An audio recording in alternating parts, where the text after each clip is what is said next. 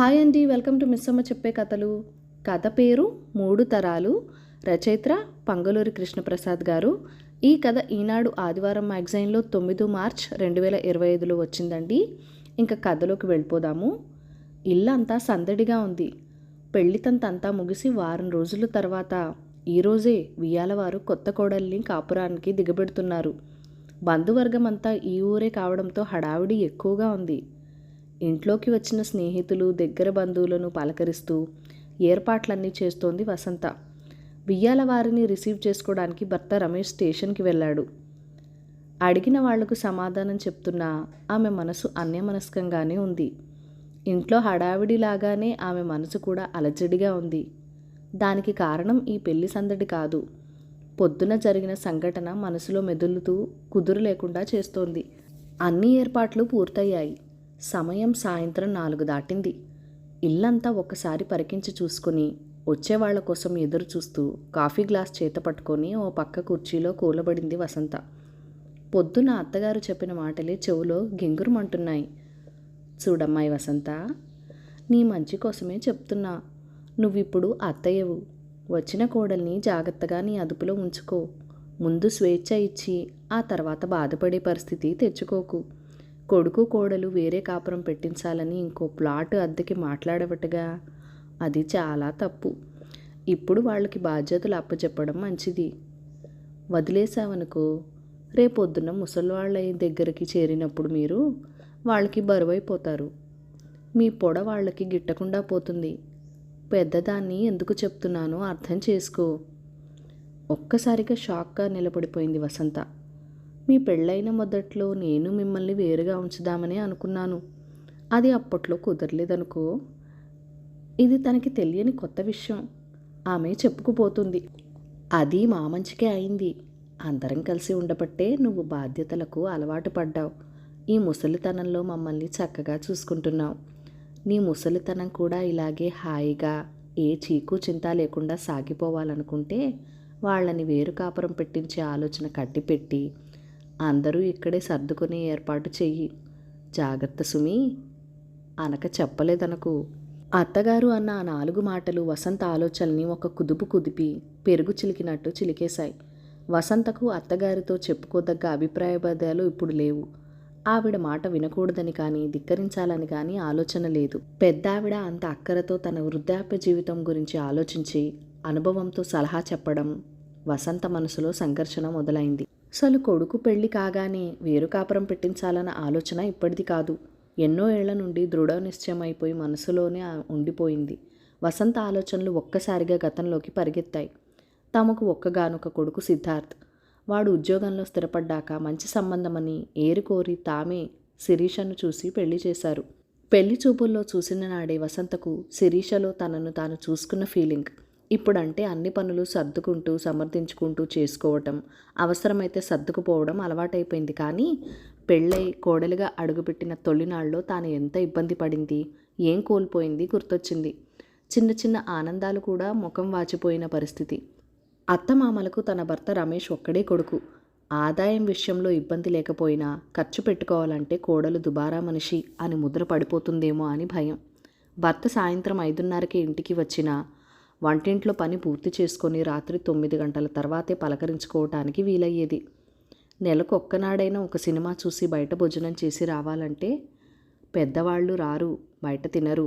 ఇంట్లో అన్నీ వండి వాళ్ళకు అమర్చి వెళ్ళాలంటే సరదా చచ్చిపోయేది. నచ్చిన పని చేయాలన్నా, టీవీలో నచ్చిన ప్రోగ్రాం చూడాలన్నా కూడా సాంప్రదాయాల పేరిట కనిపించని ఆంక్షలు అడ్డుపడుతుంటే ఊపిరి సలిపేది కాదు. తాను డిగ్రీ చదివి టైపు హయ్యర్ కూడా పాస్ అయింది. చిన్నపాటి ఉద్యోగం చేరిన సంపాదన కళ్ళ చూడొచ్చని సొంతంగా ఖర్చు పెట్టుకొని చిన్న చిన్న కోరికలు తీర్చుకోవాలని ఆశపడ్డా అది అత్తగారు వెంటనే అప్పగించిన బాధ్యతల వల్ల నెరవేరనే లేదు. అత్తగారు చెడ్డదేమీ కాదు, కానీ సాంప్రదాయ పద్ధతులకు భిన్నంగా ఆలోచించనిచ్చేది కాదు. రాను రాను పెద్దవాళ్ళిద్దరికీ వయసు మీద పడటం వల్ల ఇంటి బాధ్యతలు ఒకదానిపైన ఒకటి పడి మనసులో మరో ఆలోచన రానీకుండా అణిచేశాయి. జ్ఞాపకాల దొంతర్లోంచి బయటపడింది వసంత. మళ్ళీ ఇప్పుడు కోడలు శిరీషని చూడటంతోటే తొలినాటి జ్ఞాపకాలు నిద్రలేచి అప్పటి అణగారిన ఆశలు మేమున్నామంటూ తలెత్తాయి. ఇప్పుడు తను తన కోడలికి అటువంటి అసంతృప్తులు కలగకూడదని ఆలోచిస్తోంది. తను కోల్పోయిన స్వేచ్ఛ, తీరని చిన్న చిన్న ఆశలు, ఆ తాలూకు బాధ తన కోడలికి కలగనివ్వకూడదని తపన పడుతోంది.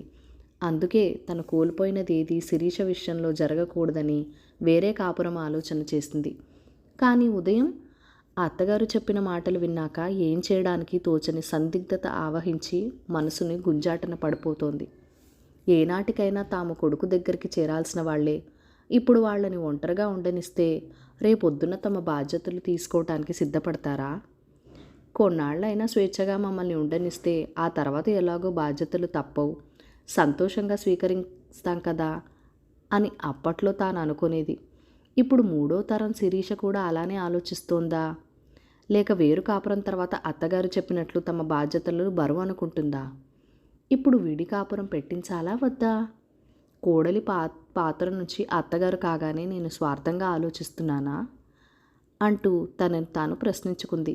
సమాధానం అవును అని వినటానికి మనస్కరించక ఆలోచనలు తీవ్రంగా కుదిపేస్తూ ఉంటే గట్టిగా తల విదిలించింది వసంత. ఇంతలో కోడలు వాళ్ళు రాని వచ్చారు. వారికి సాదరంగా స్వాగతం పలికి కావలసిన వసతులు సమకూర్చే పనిలో మునిగిపోయింది. పలకరింపులు, బహుమతులు ఇచ్చిపుచ్చుకోవటం, అన్ని రకాల పరామర్శలు ముగిశాయి. భోజనాలు ముగించి ఎవరికి వాళ్ళు పడకలు ఏర్పాటు చేసేదాకా ఊపిరి పీల్చుకోవడానికైనా వసంతకు తీరికే దొరకలేదు. ఆ కాస్త సమయం ఆలోచనలు మరిచింది. కానీ కాస్తంత వీలు చిక్కగానే మళ్ళీ ఆలోచనలు మురిశాయి. స్వార్థం, కర్తవ్యాల మధ్య ఎటూ తేల్చుకోలేక తెగని దండలోని పూసలు లాగి చిందరవందరగా ఉన్న ఆలోచనల్ని భర్త ముందు పరిచింది. అసలు ఇది సమస్యే కాదు తేల్చేశాడు భర్త రమేష్. తెల్లబోయింది వసంత. పొద్దుటి నుంచి మనసులో జోరిగలా ముసిరేస్తున్న ఆలోచనలు అంత తేలిగ్గా తీసిపారేశాడు. తనెప్పుడు ఇంతే, ఏది సీరియస్గా తీసుకోడు అనుకుంది. ఇందులో ఎవరిది తప్పు కాదు. అమ్మ చెప్పింది నిజమే. నువ్వు కోల్పోయిన చిన్నపాటి స్వేచ్ఛని నీ కోడలికి ఇద్దామనుకున్న నీ ఆలోచన సబబే. ప్రతి ఆడపిల్ల తన భర్తతో కొద్దిపాటి స్వతంత్రంగా, స్వేచ్ఛగా, ఏకాంతంగా గడపడానికి సమయం ఉండాలనుకోవడం తప్పు కాదు.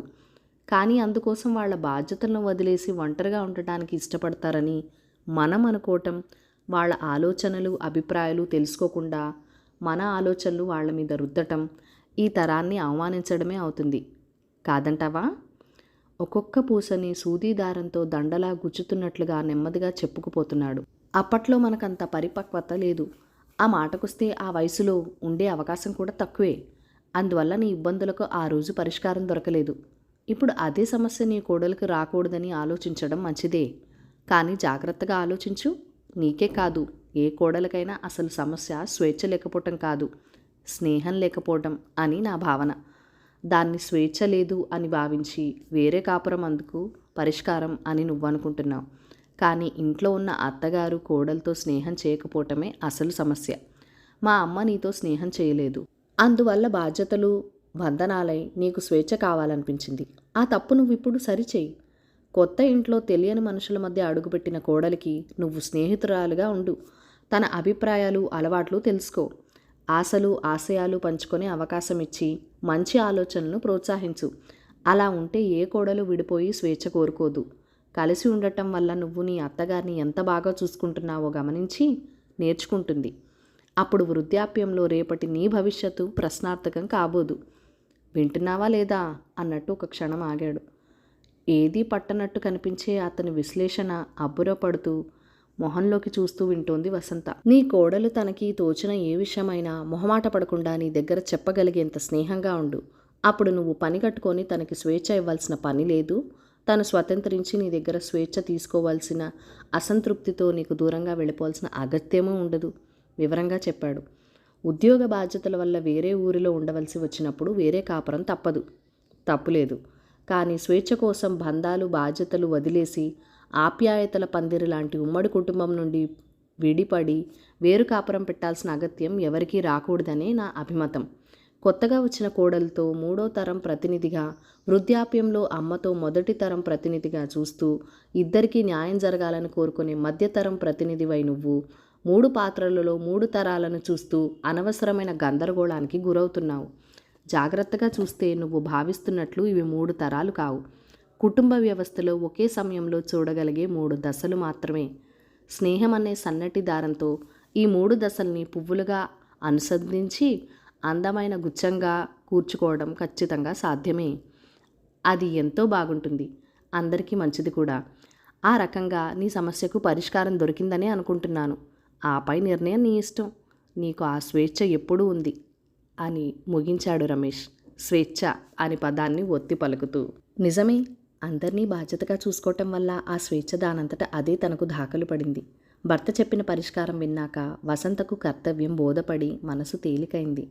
కోడలితో రేపటి స్నేహాన్ని గురించి ఆలోచిస్తూ వేరు కాపురం ఆలోచనని మనసులోంచి తుడిచేసి ప్రశాంతంగా నిద్రలోకి జారిపోయింది. కథ సమాప్తం. ఈ కథ మీకు నచ్చినట్లయితే కనుక లైక్ చేయండి, షేర్ చేయండి, మన ఛానల్ని సబ్స్క్రైబ్ చేసుకొని మీ సపోర్ట్ ఇవ్వండి. అలానే మీ ఫీడ్బ్యాక్ అండ్ సజెషన్స్ ఏదైనా ఉంటే నాతో కామెంట్ సెక్షన్లో కూడా షేర్ చేసేయండి. Thank you for watching. Bye bye.